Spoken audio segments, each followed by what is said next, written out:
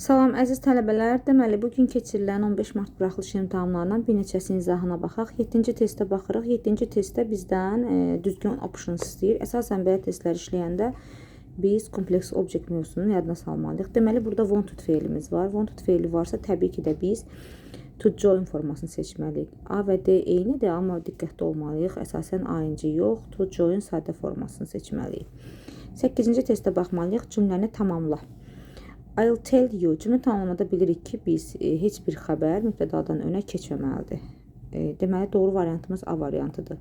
I'll tell you what they are doing here at the moment. Mən sənə deyəcəm, indi onlar burada nə edirlər. B variantında did öndədir, C variantında deməli, arziyədən qabaqdadır, yenə həvzəydən qabaqdadır, will it-dən qabaqdadır, olmaz. Keçirik 8-ci testimizə. 8-ci testimizdə də yenə bizdən düzgün variant istəyir. 9-cu testimizdə. Deməli, düzgün variantımız əsasən düzgün optionları istəyir yenə bizdən. Deməli, gentle və rude.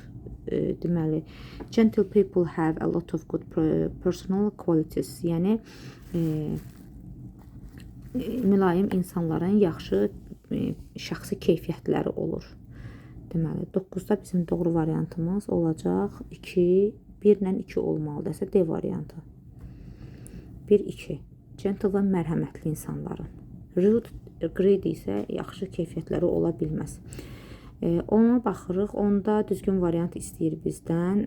Deməli, yesterdaysə keçmiş zamandır. Keçmiş sadə zamanda isə bir dənə Y variantını yaza bilərik. Broke. 11-ci testə baxırıq. Yenə düzgün variant istəyir bizdən. Salesman had a lot of antique cupboards and months later of were sold. Deməli, diqqətli olmalıyıq nələrdə? 11-ci testdə deməli, xəbərimiz cəmdədir. Diqqətli olmalıyıq, xəbərə fikir verməliyik. Xəbəri cəmdə olanlar hamısı birinci tərəfdə bizi ödəyir. İkinci tərəfdə isə antik karpuzlardan söhbət gedirsə,